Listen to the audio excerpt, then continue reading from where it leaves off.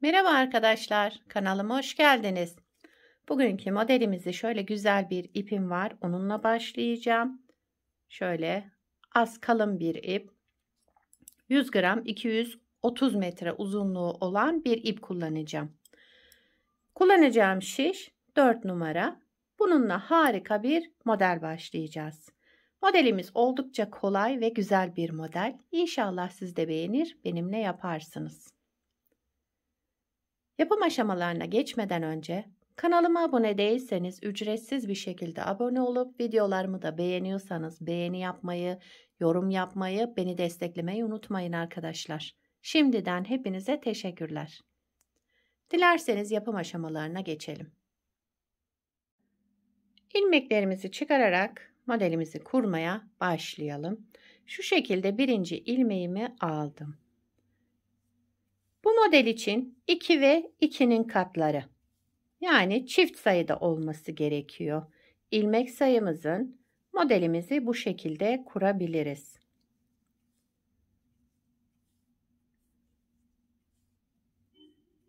Şöyle ilmeklerimi çıkarıyorum.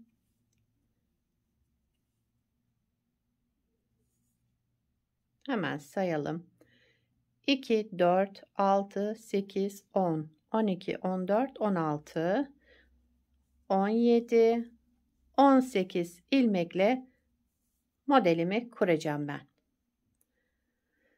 Şişime 18 ilmeğimi aldım. Kenar ilmeğimi ilk sıra olduğu için ördüm. Ben şöyle birkaç sıra haroşa yapacağım arkadaşlar. Lastik yerine siz de istediğiniz lastiği kullanabilirsiniz. Modelimize bütün lastikler yakışır diye düşünüyorum. Ben bugün şöyle bir haroşa lastikle başlayacağım.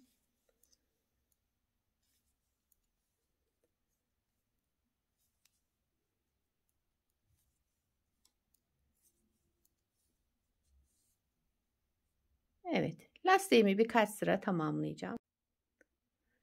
Şu anda lastiğimizin arka yüzündeyiz. Birinci sırayı arka yüzünden kuracağız. Modelin birinci sıra arka yüzündeyiz. Kenar ilmeğimi örmeden aldım. Birinci ilmeğimi düz örüyorum. Bir düz, bir ters, bir düz, bir ters. Örerek birinci sıra arka yüzünde bu şekilde devam edelim. Ters ilmekle başladım. Şu şekilde bir ters, bir düz, bir ters, bir düz. Şu anda bir ters, bir düz olarak sıra sonuna kadar bu şekilde devam ediyorum.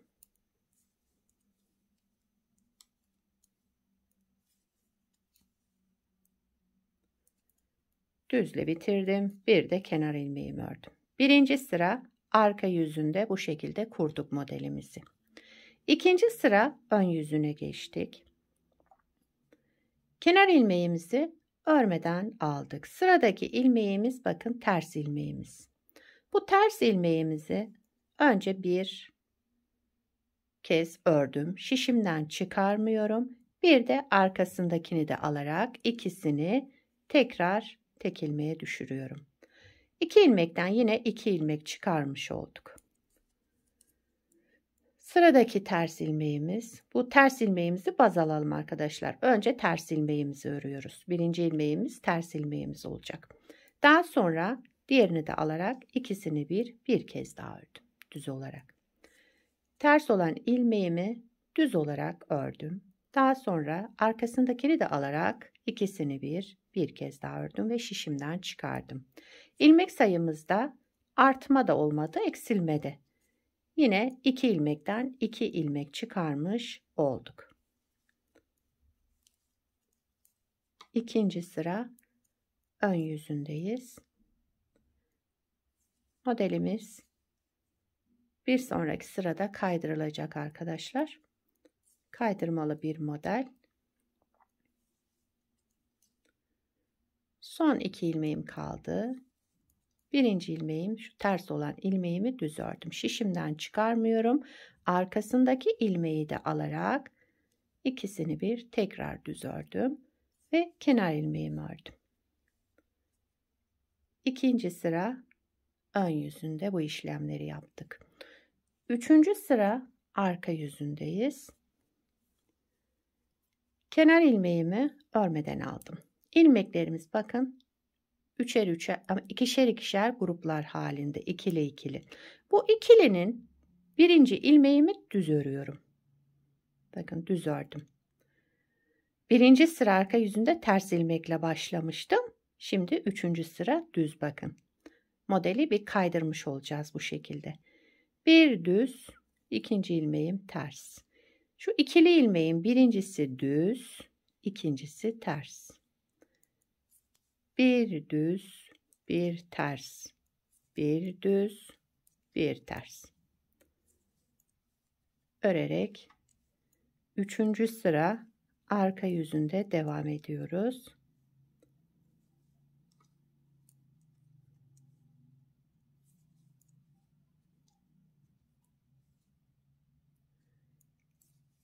Kenar ilmeğimi de ördüm. Dördüncü sıra arka yüzüne geçtik. Pardon, ön yüzündeyiz. Ben de önünü tersini şaşırdım arkadaşlar bu modelin arkadan başlanınca. Dördüncü sıra ön yüzündeyiz. Kenar ilmeğimi örmeden aldım. Sıradaki ilmeğim bakın düz. Bunu yine düz olarak örüyorum. Bir ilmek düz ördüm. Daha sonra bir ters bir düz ilmeğe gelince ters olan ilmeğimizi önce düz olarak örüyoruz. Daha sonra arkasındaki ilmeği de alarak ikisini bir düz ördüm. Yani modeli bakın kaydırmış olduk burada. Her zaman için şu ters ilmeğimizi baz alıyorduk. Önce ters ilmeğimizi düz olarak örüyoruz. Daha sonra arkasındaki düz ilmekle beraber. Ters ilmeğimi düz ördüm. Arkasındakini de aldım. Bir kez daha ördüm. Dördüncü sıra ön yüzündeyiz.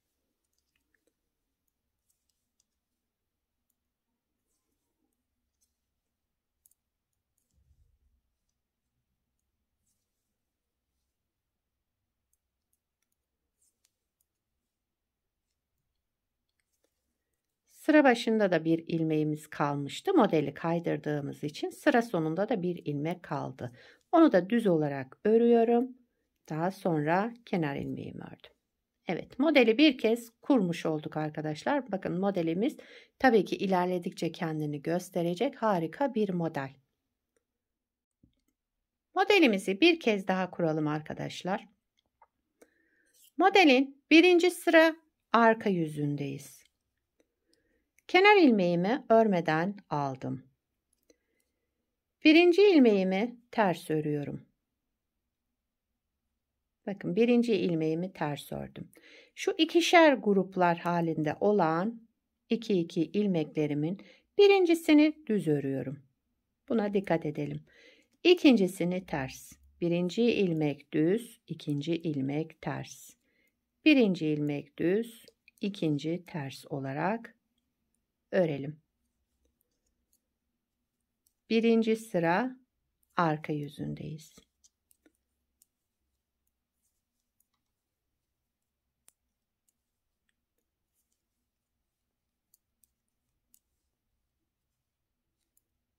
Sıradaki ilmeğimi de düz ördüm. Kenar ilmeğimi de ördüm. Tersle başladık. Düz ilmekle bitirdik burada. İkinci sıra ön yüzündeyiz. Kenar ilmeğimi örmeden aldım. Bakın hemen sıradaki ilmeğim ters.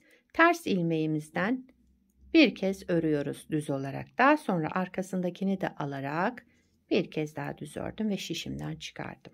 Her zaman bu ters ilmeğimizden başlıyoruz. Bir kez düz ördüm. Arkasındakini de aldım. Bir kez daha ördüm. Bir düz ördüm. Şişimden çıkarmıyorum. Arkasındaki ile beraber bir kez daha ördüm. İkinci sıra ön yüzünde bu şekilde devam edelim.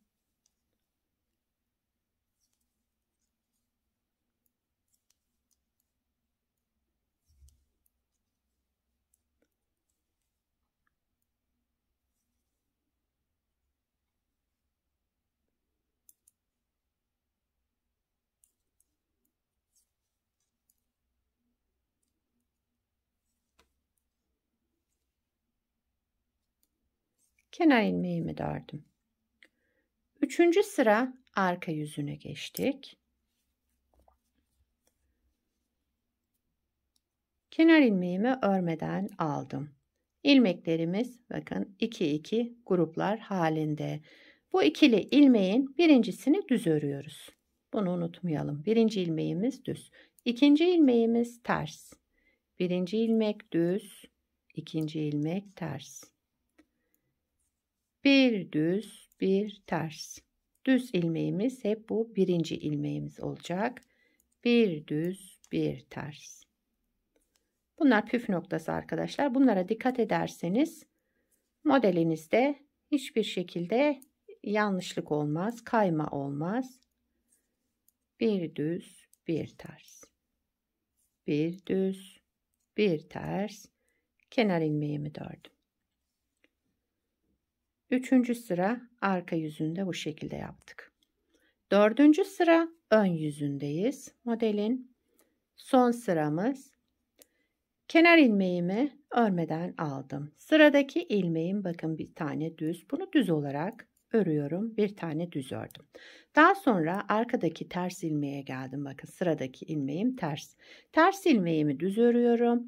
Şişimden çıkarmıyorum. Arkasındakini de alıyorum. Ön yüzünde hep bu işlemleri yapıyoruz.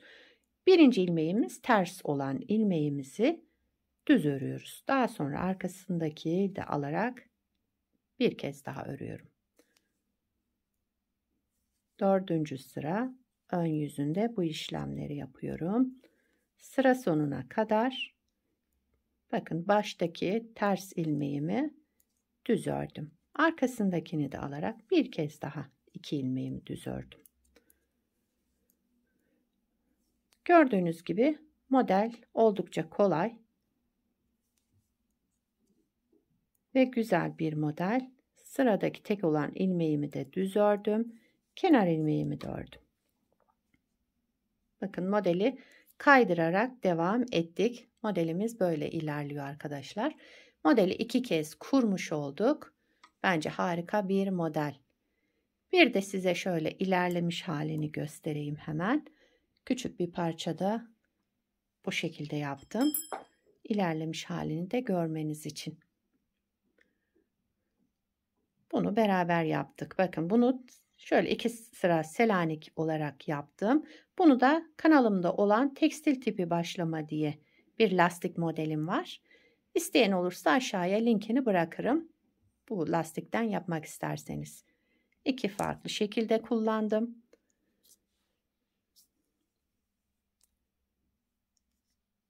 Bakın bu lastiğe de yakıştı bence. Modelin arka yüzü de bu şekilde. Bakın her iki yüzü de birbirinden güzel, harika bir model bence. Arka yüzü de sanki işkembe modeline benziyor. Sizce? Modelin yakadan başlama örgülerinizi de kullanırsanız şu şekilde.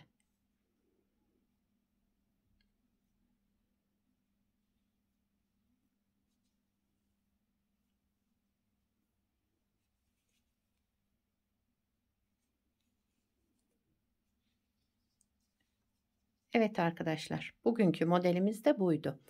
Bu modelden yelek yapabilirsiniz, süeter yapabilirsiniz, hırka yapabilirsiniz, atkı bere yapımında kullanabilirsiniz. Etol şal yapımında harika olur bence. Hatta bebek battaniyesi bile yapabilirsiniz bu modelle. Şöyle daha kalın ip, kabarık kabarık, çok da güzel olur bence. Evet, bugünkü modelimiz böyleydi. İnşallah siz de beğenir, benimle yaparsınız. Beni buraya kadar izlediyseniz arkadaşlar bir beğeni yapmayı, yorum yapmayı, beni desteklemeyi unutmayın. Yapacak olanlara kolay gelsin. Bir sonraki videoda görüşmek üzere. Hoşça kalın.